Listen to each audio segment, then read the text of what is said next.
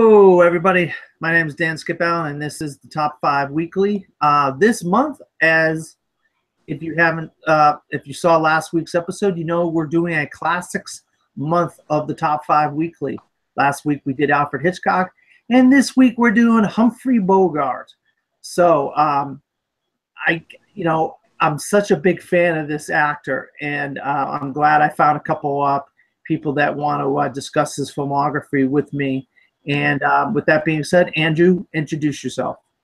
Hello, everyone. I'm Andrew, back again this week. All this month, we're talking my favorite, and that is classic movies. And this week, we are hitting one of the big names in classic films, in American classic films, and that is the great Humphrey Bogart. Kind of just an all-time classic actor that I think a lot of people know of, but they haven't really delved into his filmography. So hopefully we'll be shedding some light on some films that you may or may not know of. And a new guest on the show, Jeremy, introduce yourself. Hey guys, I'm Jeremy Adams. I'm so glad to be here talking classic movies, one of my favorite subjects. And when I went to film school and everything, one of the main names that would always come up was Humphrey Bogart. You can't talk about classic cinema without talking about this great actor and the great filmmakers he worked with in the classic era. So I'm so glad to be here today talking about him. We're glad to have you. So with that being said, Andrew, let's get it started. What is your number 5 Humphrey Bogart film? Okay, Dan. My number 5 is a film that I consider a quintessential film noir classic, and that is The Maltese Falcon. This film is from 1941. It's one of the earliest film noirs. It, I believe, started around the same time as the film Double Indemnity, which is also kind of the start of the film noir genre. But this film, of course, stars Humphrey Bogart, Mary Astor, Peter Lorre, Sidney Greenstreet. All of these are names that were all around in the 1940s. A lot of names that people are probably familiar with. I mean, Humphrey Bogart, Peter Lorre, and Sidney Greenstreet were in another famous Humphrey Bogart film that I won't talk about yet because chances are someone will talk about it eventually. But this film has all of the hallmarks of the film noir. Humphrey Bogart plays the detective. There's a MacGuffin, which is the Maltese Falcon that everyone is trying to get, but it's all about the journey and not so much the destination, as it seems to go with MacGuffin-driven films. And it is directed by John Huston, who is really an underrated director. He directed a lot of great films. He directed a few films with Humphrey Bogart, kind of got some of the best work out of Humphrey Bogart. So I'm really glad for that. But Mary Astor plays a classic femme fatale, someone who is possibly a romantic interest, but she's also not good for you. She may stab you in the back at any point. And this film all centers around everyone looking for this Maltese Falcon. And it's a really interesting caper of a story. If you haven't seen this film, like I said, it is an all-time classic. So I highly recommend you do. It's a great, great film. All right, Jeremy, it's your time. Okay, for my number 5, I'm going to go with something that might be a little bit of a deeper cut. This is a movie that I remember watching as a teenager on, I think it was TCM, not knowing anything about it, and it just completely blowing my mind. It's a film called Dark Passage. It's from 1947. It's one of the key film noir movies from that era. And the interesting hook in this movie is, in the first half of the film, we get the POV of this character. His name is Vincent Perry. Well, actually, that's not his real name, but we have another name for the character. But you're seeing things from his perspective. Like the whole thing is filmed, so you're seeing, everything that he's doing. And then something happened where he has to actually change his identity and get plastic surgery, and he actually turns himself into Humphrey Bogart for the second half of the film. And then it turns into a more standard film noir story. And it's one of the movies that Humphrey made with Lauren Bacall. One of the third or fourth movie they did together. And it was directed by a filmmaker named Delmer Daves, and it's a really interesting, just really cool movie. And I just remember not really seeing anything like it, especially from that era. And then around that same time, I was a big fan of the show Tales from the Crypt, and there was an episode where they basically did a variation on this movie, Dark Passage, directed by Robert Zemeckis, where the whole thing was kind of a POV sort of episode, and they actually had Humphrey Bogart's image that they licensed for the episode. So it was the same kind of thing. And I believe he was actually a character that had died, but he was still like kind of awake. And the whole it was a POV episode of Tales from the Crypt, and it was this like otherworldly thing, but it was all in the film noir style and all based on Dark Passage from a great filmmaker. Zemeckis paying his respects. So it's just a mind-blowing, interesting movie, and one that doesn't get talked of as much as a lot of the other ones.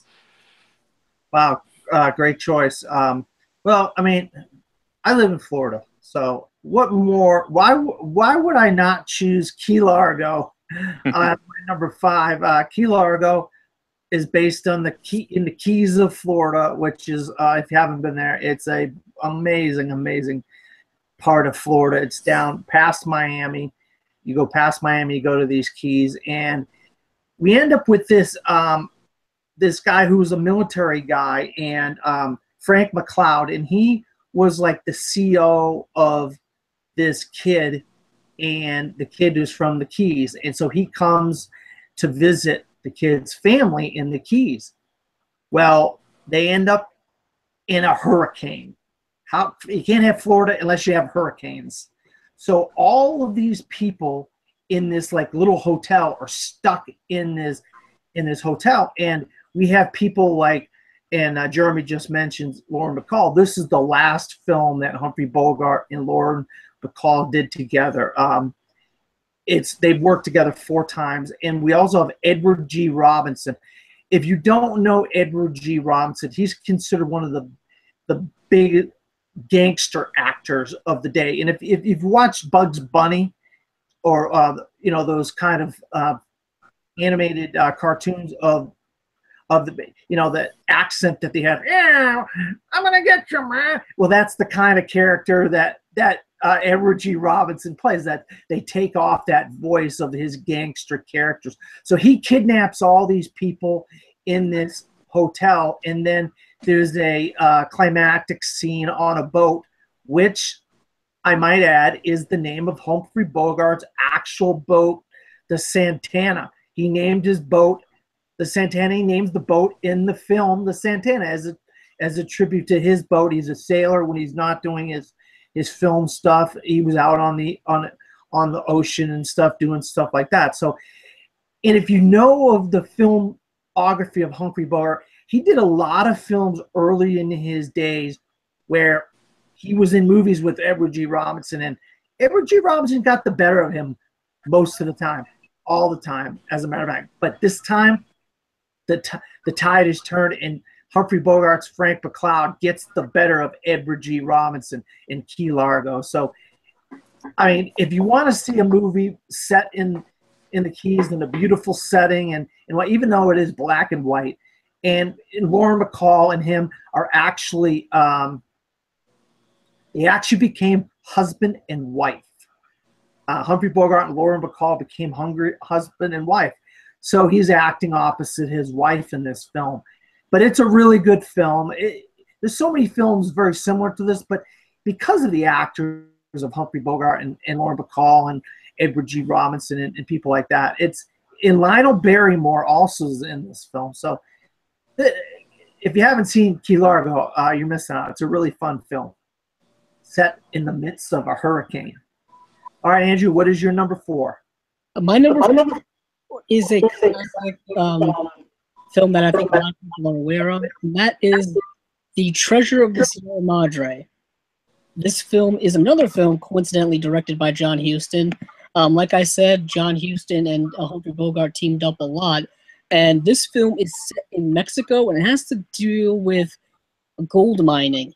And Humphrey Bogart and this other character are kind of fall into this gold mine, and then they're trying to hit it rich. They're trying to get as much gold as they can. And what this film shows is how much greed can corrupt you, how much it can make you crazy, how much it can make you do things that you wouldn't normally do. And this whole idea is that this gold mine is way out there. So the farther you get out there is, you're more susceptible to losing your mind.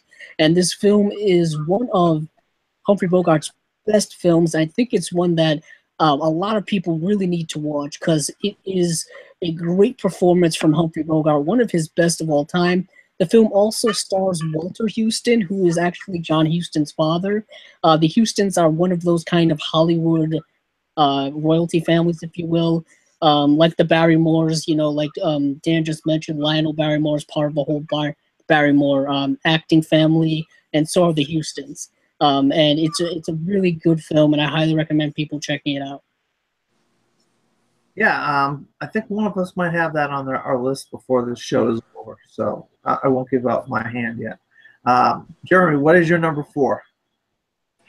Okay, for my number 4, the one thing that you kind of have to keep in mind when you're looking at Humphrey Bogart's career is that what really defined him was he wasn't ever really just the flat-out hero.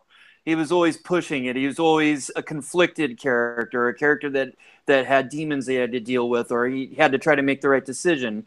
And I think when you get into the 1950s, you see him pushing that further and further. How far can he take this into the realm of possibly villain or anti-hero?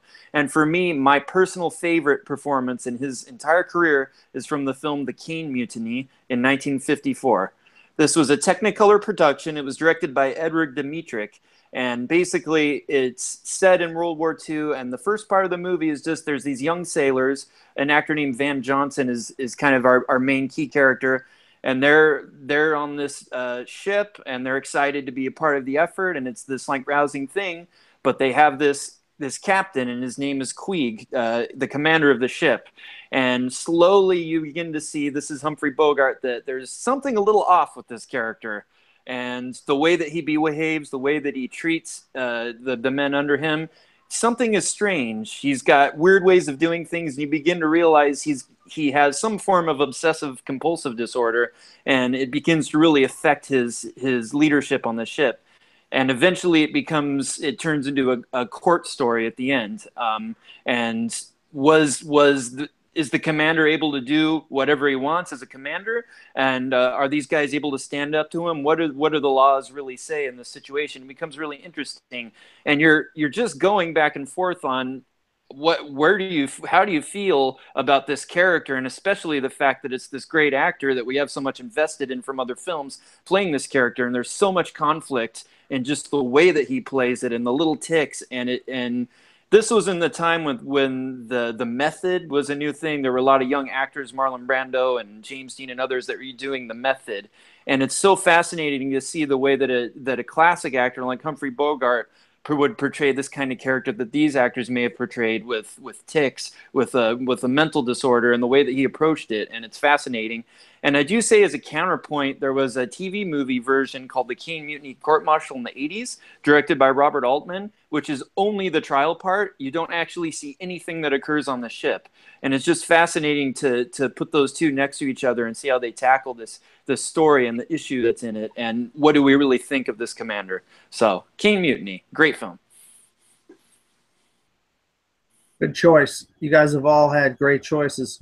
I'll tell you what. My number 4 is a film I just recently saw. I had never seen it before, and I owe that to Andrew and my other friend Steven, who recommended this film to me.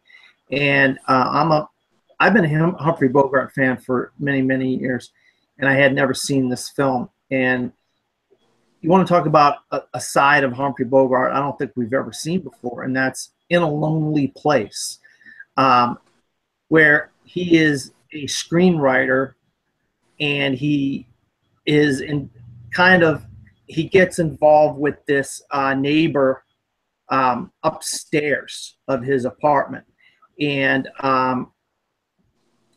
she's played by Gloria Graham, and it seems like he's a good guy. His name is Dixon Steele. He seems like a good guy, and then we find out that he might be involved in this murder.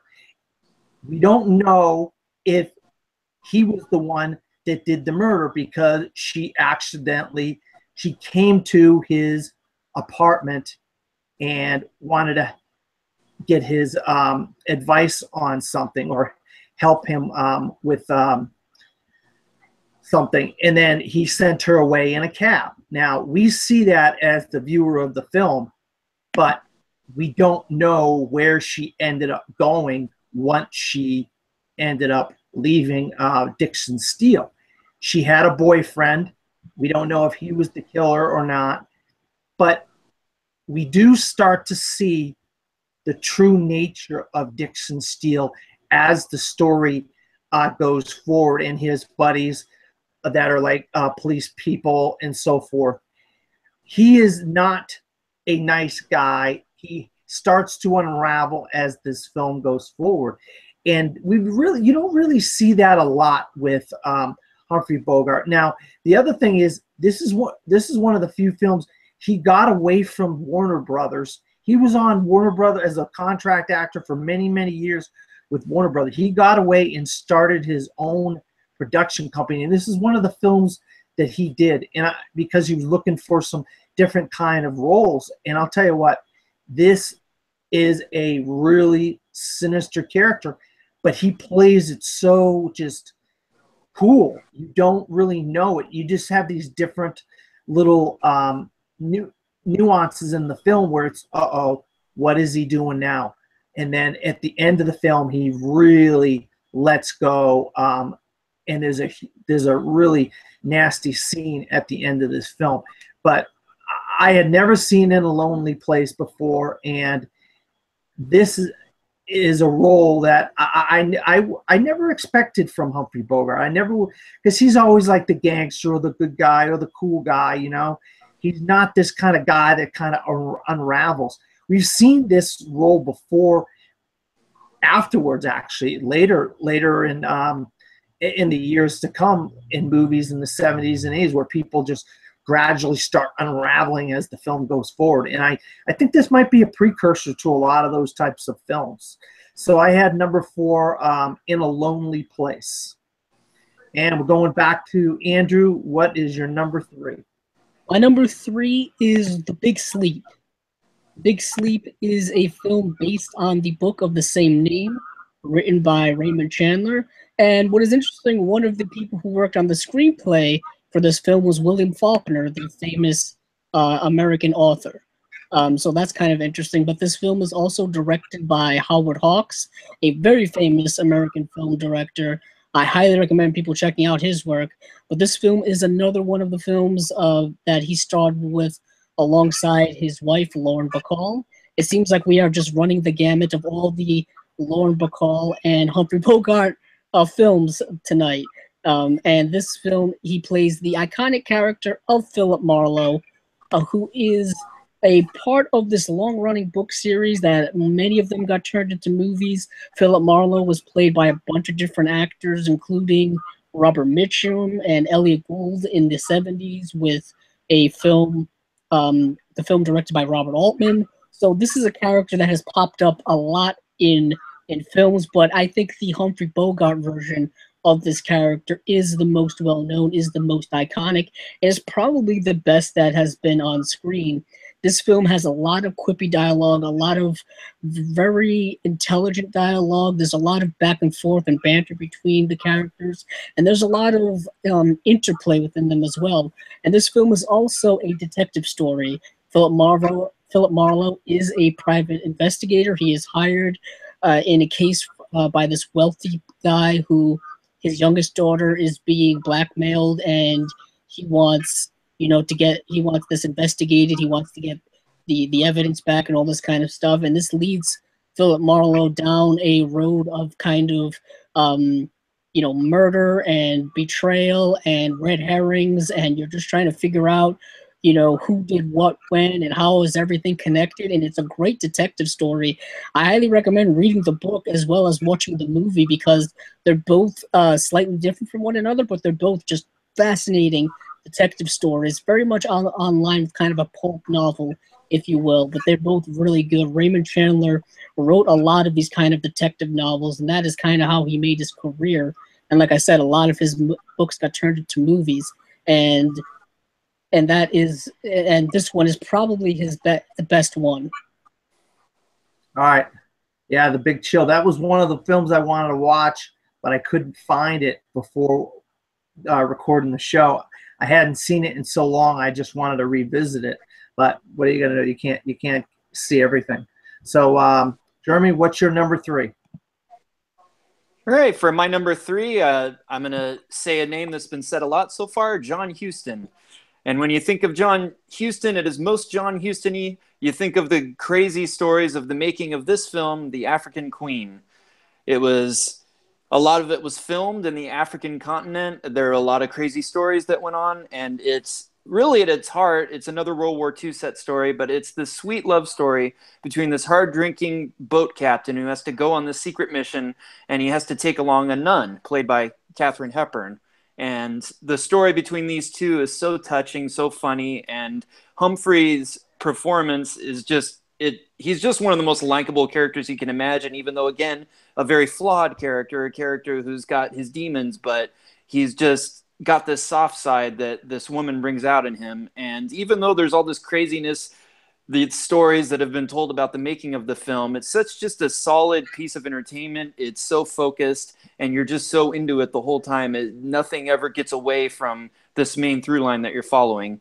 And again, to throw out another film, there was a movie made by Clint Eastwood in 1990 called White Hunter Black Heart. Very interesting movie that's really not so loosely based on the making of this film, with Clint Eastwood playing the John Huston part, this crazed director who's putting his crew through all these crazy things. So fascinating movie, and I do also have to say this is the one for which Humphrey won his Best Actor Oscar.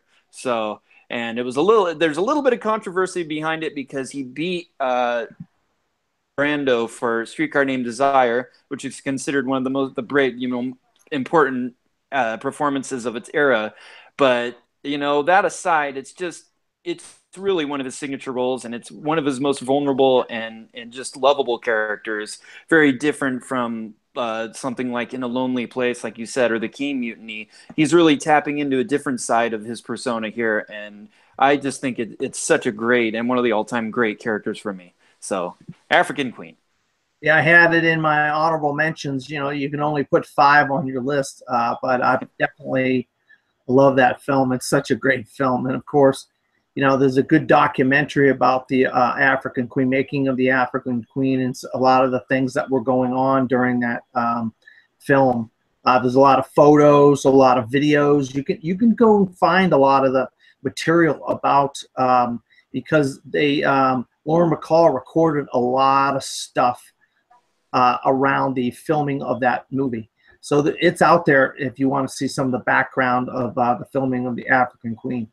My number 3 is Andrew's number 4, I believe. Did you have Treasure of the Sierra Madre at 4, Andrew? Yes, I did. Yeah, Treasure of the Sierra Madre. I mean, what a crazy, crazy ride. You got this bum who's, in Mexico, and he's just kind of bumming around asking people for money. And one of the guys he asked for money, he asked this guy 3 times. It's John Huston. It's the director of the film. He bums money off him 3 times. He's like, dude, stop hitting me up for money here. Come on, man. Oh, well, I didn't even look at your face. I'm just looking at the hand and the money. Well, he ends up meeting this other kid, and they end up doing this side job, and they become friends. And that he's portrayed by Tim Holt in the film. And they meet this old codger played by Walter Huston, and he starts getting in their head where there could be gold in them dark mountains. And so they go, they get together and they start doing a little bit of gold prospecting, but they go way out. And what happens is Humphrey Bogart's character starts, he starts the Dobbs character really starts to lose it, and he thinks everybody's trying to steal his goods. That's what they call their bags of gold that they find. All the gold that they found, they put them in a bag and they call it the goods. I love it how they call the gold the goods. You're gonna steal my goods? No, I'm not gonna. And it's just kind of funny. It's got some comedic moments, and Walter Huston's got a classic scene where he's just laughing and jumping, and he's got this kind of prospector kind of feel to him. That's a famous scene. If you go back to like AFI's top top 100 quotes. I think it's one of the quotes where he's just like laughing and jumping around, and he's kind of funny in the film. But it is a crazy ride what these guys go on in Treasure of the Sierra Madre, and you're dealing with like Bambinos, like Mexican bad guys. These guys is going to start robbing people. Then you get basically the police that are chasing them. So you got a lot of different variables going on, but the main thing is Dobbs is losing his mind the further and further they get away from the little town and the further the film goes. So I don't want to spoil it, but Dobbs gets his in the end. I had to say it. But this is a really fun film. If you haven't seen this one, it's a different character for Humphrey Bogart. All right, we're going back in. I'm sorry. Can I just jump in and say that one just didn't quite make my list because I ain't got to show you any stinking badges. but I love that movie. I believe it's the first. I believe that's the first Bogart movie I saw as a kid, and I remember my dad explaining to me about the Houstons. Sorry, sorry, you still seeing me there? Yeah, we got your. Okay. We got your camera photo, but that's fine. We can just go to. Okay. Okay. Andrew, I'll try to fix that. Oh, go ahead. Andrew, yeah, I'll go with my number. We're down to 2.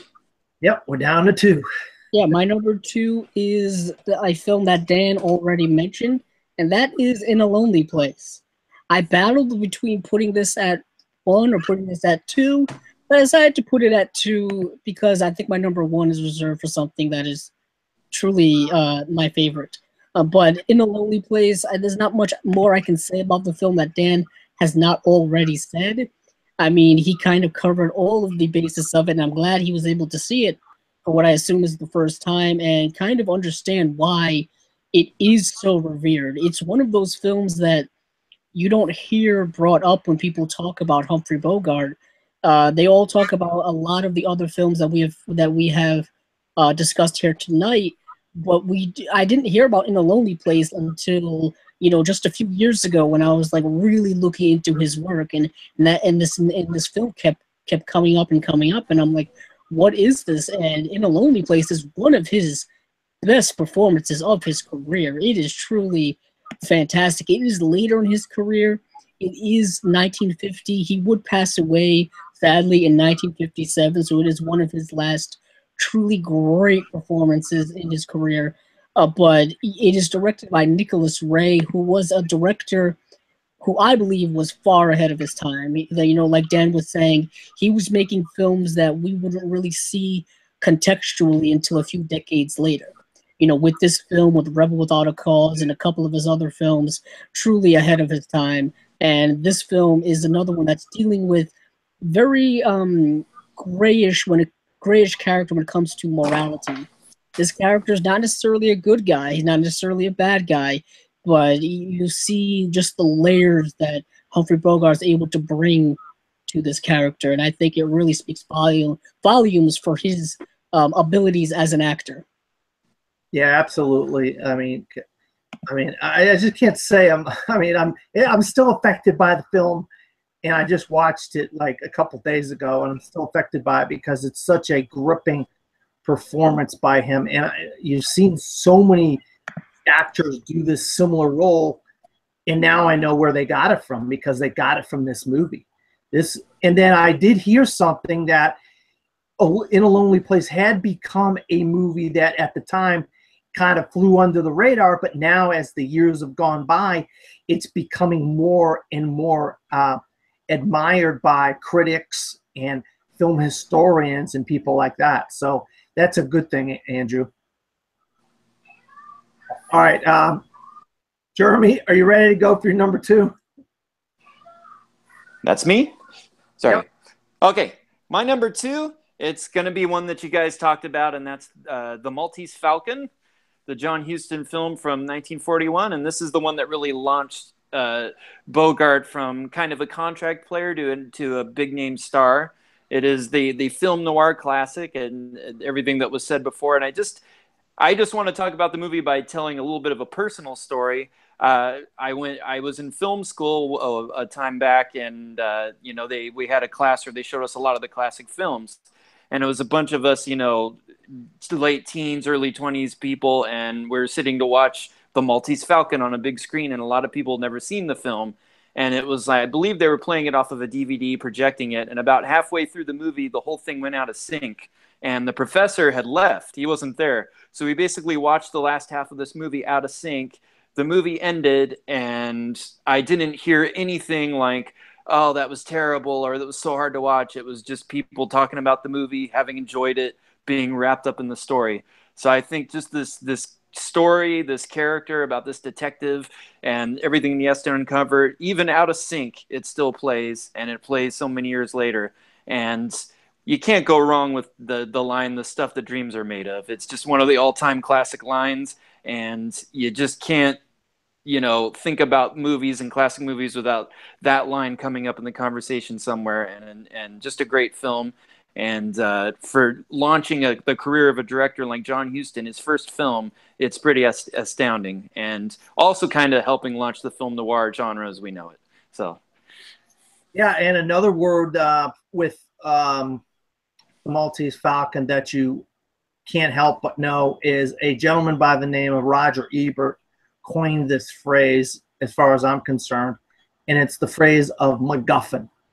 And in MacGuffin, we're going to get into MacGuffin a little bit more before this show is over, but MacGuffin is an item that people are looking for, or they lost, or whatever, and it's an item that gets the plot of the film from point A to point B to point C, and so forth and so forth. And in the Maltese Falcon, which is my number 2 film as well, Jeremy, it's the Maltese Falcon. This is the MacGuffin of the film. You have these characters, and Andrew said it, Peter Lorre, Sidney Greenstreet. We're gonna talk about these guys before the show is over again. They are some of the better character actors of the time, and there's a reason why these guys. Sidney Greenstreet was like 62 years old when he got the role in Maltese Falcon, and he does like something like 22 films after this before he dies.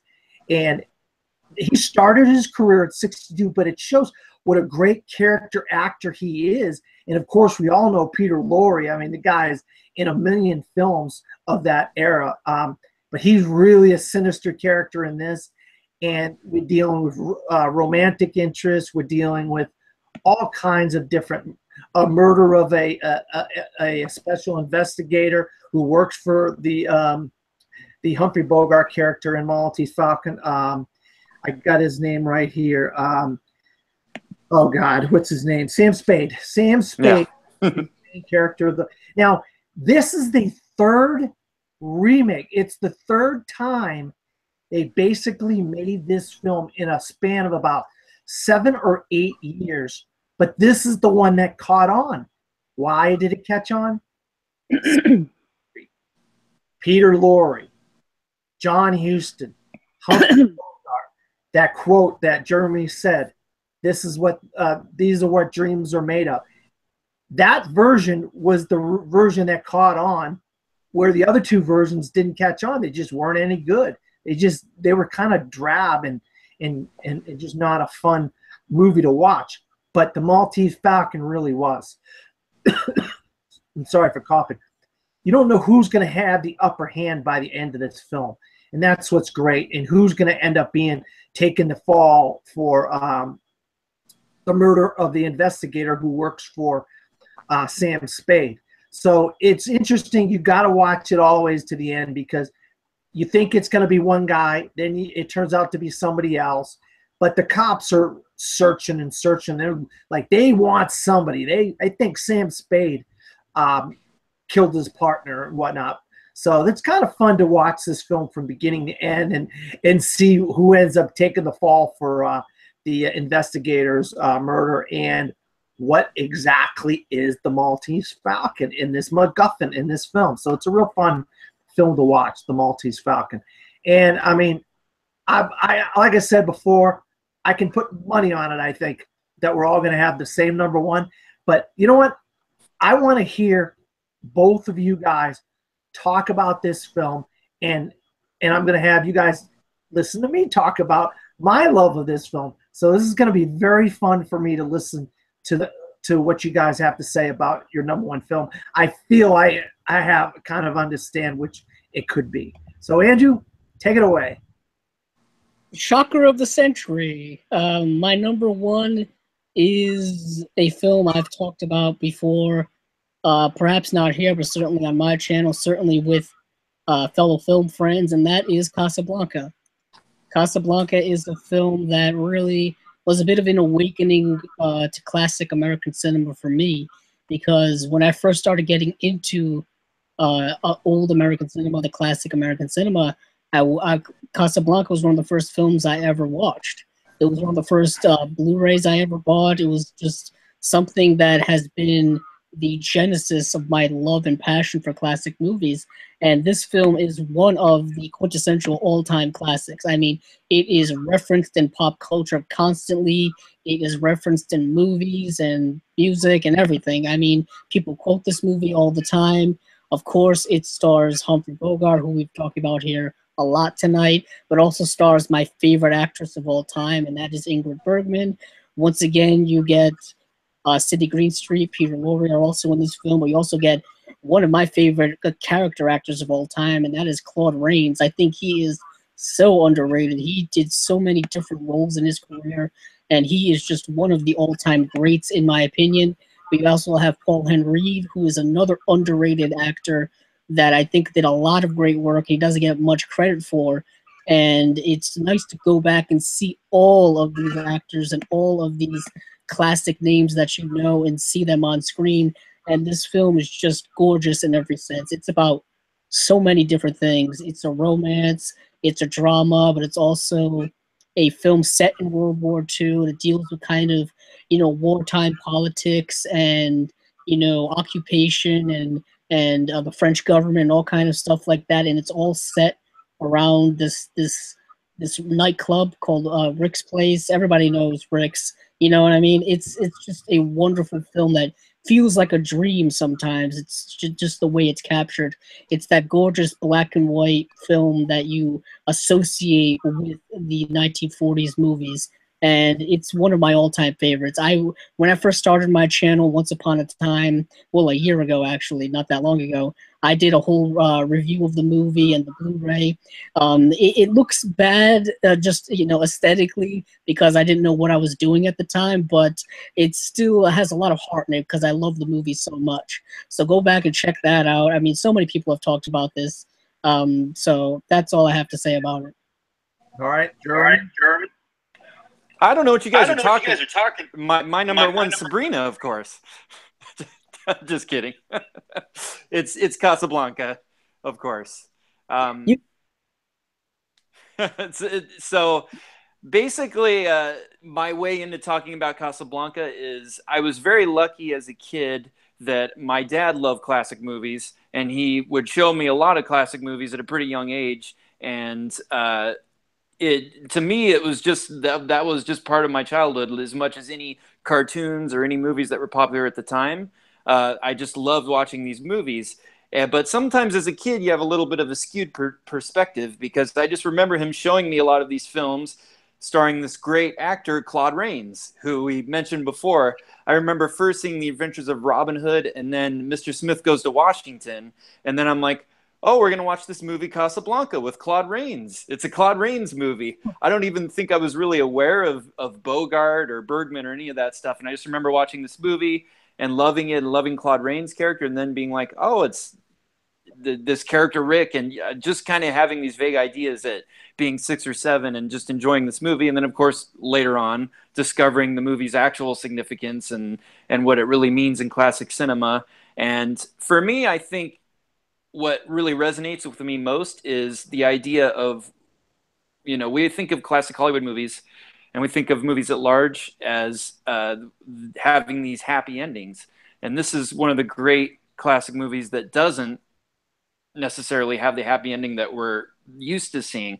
This is a story about self-sacrifice. This is a story about putting something else above yourself and your own dreams, and really doing the right thing rather than the thing that makes you necessarily happy. And I think that's one of the main reasons that it resonates, and it resonates for me. And you can talk about the directing of Michael Curtiz and all the great actors and everything that goes into this film, but for me, I think what really makes it so classic is that theme of, yes, you want to be happy in life and you want to be, find somebody that you love and all these things, but really life is sometimes about things that are greater, and you can actually serve a greater purpose. And even if you've been a selfish person, you can put that aside and do something that's greater. And it's always going to resonate. It resonates with movies like The Shawshank Redemption and other great films. And I think Casablanca personifies that for me, like as much as any other film. And I think for me personally, that's kind of what makes it the classic that it is, because it was really just made as a programmer. It wasn't like the people making it thought they were making this, movie that would be considered one of the all-time greats. But I think that theme and the characters and the way that it all plays, it just resonates more than other films from that era. Yeah, well, I just want to take you guys to Rick's Cafe America. Ah! Nice reveal. Rick, I want that shirt. Rick is one of the all-time great characters in movie history, and one of my favorite characters of all time in movies. I'm obviously, Andrew and Jeremy, you're just getting to know me a little bit now, but Andrew's known me a long time. He knows I'm a huge movie fan, and my number one favorite movie of all time is Casablanca. I'm very similar to Jeremy. I had a TV station in Boston called TV 38, and they had different kinds of films early in the morning. Holidays, they'd have Christmas films, and then one Saturday it'd be gangster films, one Saturday it'd be westerns, one Saturday it'd be monster movies.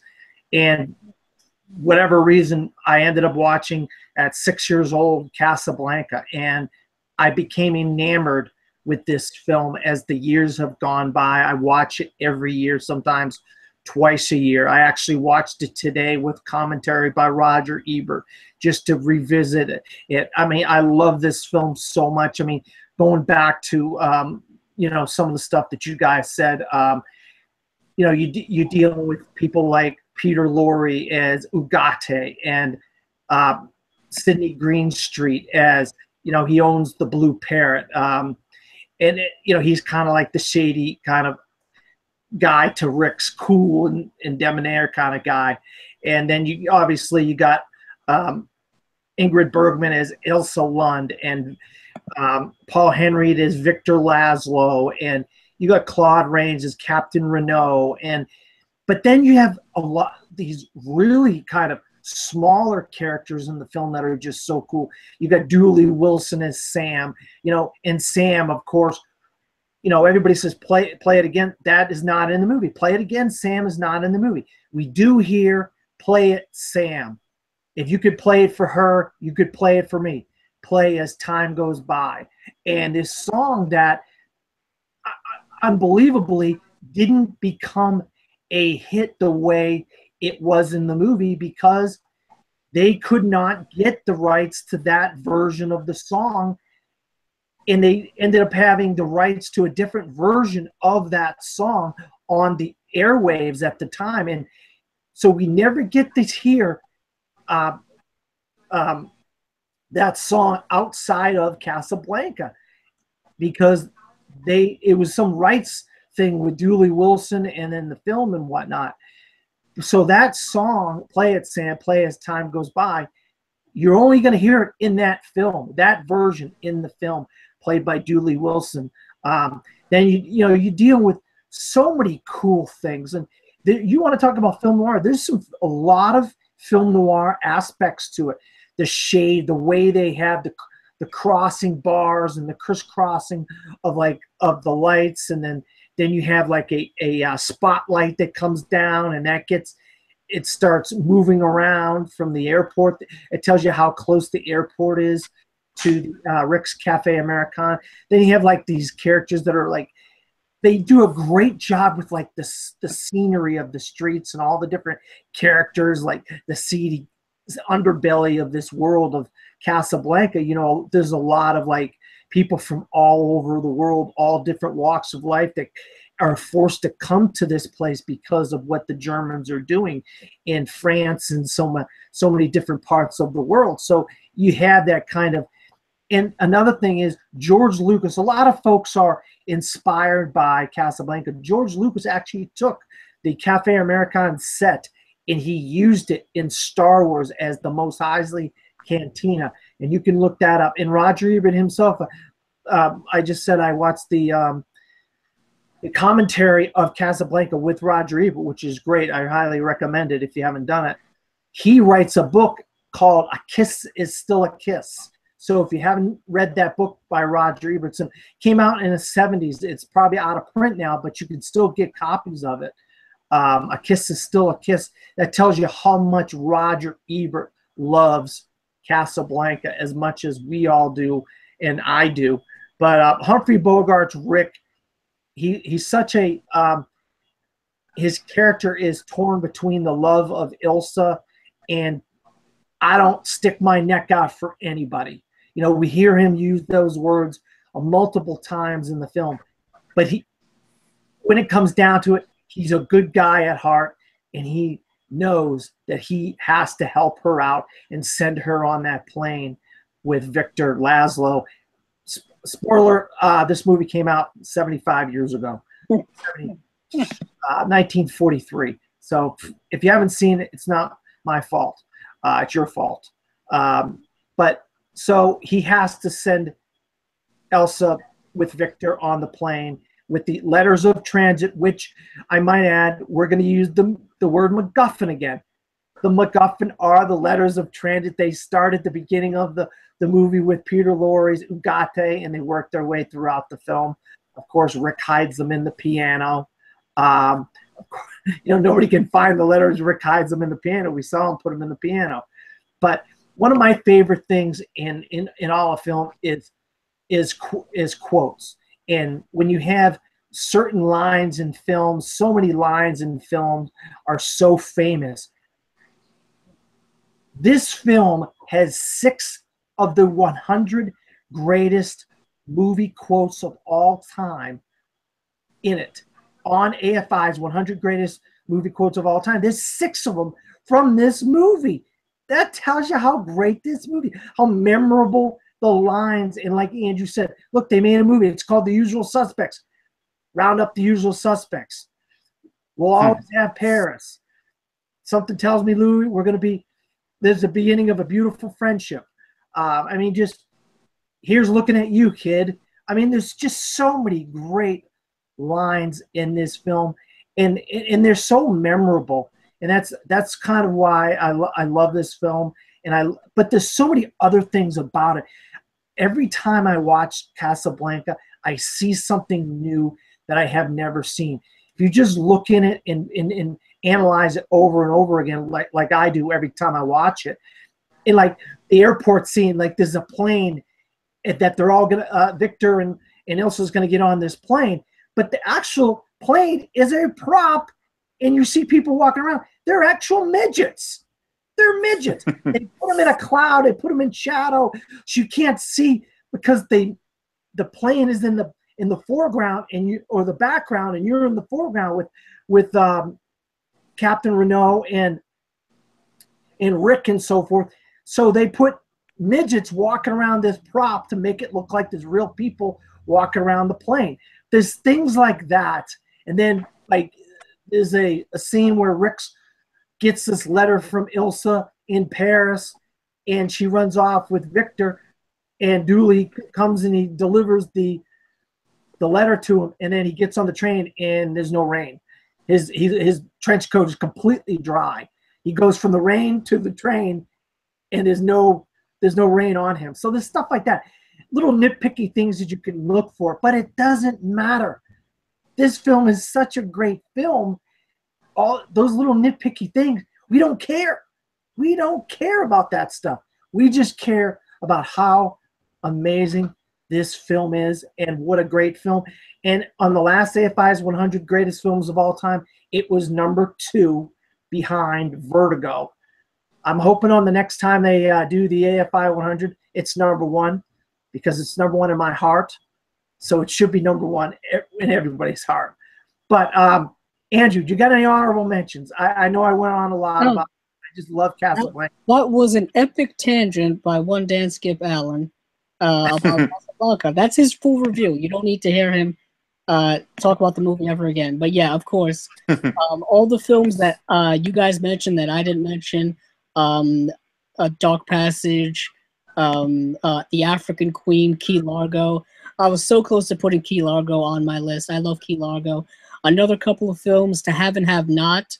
The film is good. It's not great, but it's important because it is the film that Humphrey Bogart met Lauren Bacall on, and they fell in love and got married. And the story goes on from there. But High Sierra is another film. Sabrina. Actually, when Jeremy mentioned Sabrina as his number 1, I thought he was real. I thought it was real because Sabrina is a great movie. I mean, it's more known for Audrey Hepburn than Humphrey Bogart, but yeah, I love Sabrina. If you want to go back a kind of pre-1940s Humphrey Bogart, check out the film The Petrified Forest, where he plays a tough guy. He plays the bad guy in that. Check out the film The Roaring Twenties, another film where he plays kind of a bad guy. And then kind of another film where he has a small role. That is Dark Victory, starring Bette Davis. He has a much smaller role in that. That was before really anyone knew who he was. But yeah, there are so many Humphrey Bogart films you could watch. I mean, Passage to Marseille is another one. Just so many. I mean, we could have done a top 10 this week of all the Humphrey Bogart films. That would have been an easier list than the top 5. Top 5 is tough with Humphrey Bogart. Andrew named quite a few honorable mentions, Jeremy, but do you have any that he hasn't mentioned? Yeah, one of my favorites that it was hard to leave off is The Desperate Hours, which is one of the later Bogart movies where he plays another darker character, somebody that actually holds a family hostage in their home. And it's just another fascinating role for him. And it had an interesting remake with Mickey Rourke. And then I just have to echo you guys on In a Lonely Place, which is such a great, fascinating film noir story. And I'll throw out one of the weirder movies of his, Beat the Devil, which is a John Huston film. A really interesting kind of lower key John Huston Bogart collaboration. And then I also want to mention one that was already mentioned, The Roaring Twenties, which I happened to catch on TCM, and it's just a really fun gangster movie from that 30s era. And it's so interesting to see the contract player, the supporting actor Bogart in that time period. Well, I'll tell you what, I had some honorable mentions, but you guys have took all of my honorable mentions, or you had them on your list. So I don't have any honorable mentions. I mean, I think what Bogart did somewhere in the neighborhood of 70-something films. Am I right, Andrew? I'd have to look that up, but yeah, he did a lot. Like, unfortunately, he passed away rather young. Like I mentioned earlier, he passed away at 57 from esophageal cancer of the esophagus. And apparently, he was very ill towards the end of his life, which is really unfortunate because I think had he lived, he would have been in more films and giving us, even greater roles. He does have 85 official credits on IMDb, but those include, of course, uncredited and other stuff like that. So I'm not quite sure how many feature films. He does have 85 credits. All right. Okay. Good. All right. Well, this is the end of the show. Andrew, where can you be found? You can find me on Twitter at Capzilla06, as well as my YouTube channel, Capzilla Productions. And Jeremy? I have a YouTube channel as well. It's just under Jeremy Paul Adams, and I'm also part of the Movie Trivia Schmodown Fan Reaction League that we just started recently. It's a really cool thing I'm so happy to be part of, where the people in the league film themselves reacting to the Movie Trivia Schmodown, which I think we all love.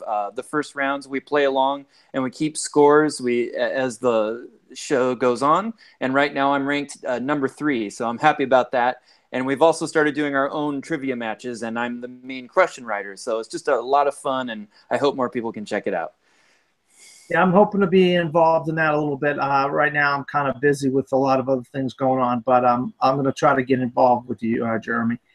You can find me at Dan Skip Allen on Facebook, Twitter, Instagram, and Pinterest. Also, I'm involved with the Best Damn Movie Show channel. Obviously, that's where this is the top 5 weekly every week. This is the second episode of our classic months, where we're doing classic topic actor, director, actress, and so forth. And last week we did Alfred Hitchcock. Obviously, this week we did Humphrey Bogart. Next week we're doing Audrey Hepburn. So if you like what you watched, please feel free to watch next week's episode with Audrey Hepburn.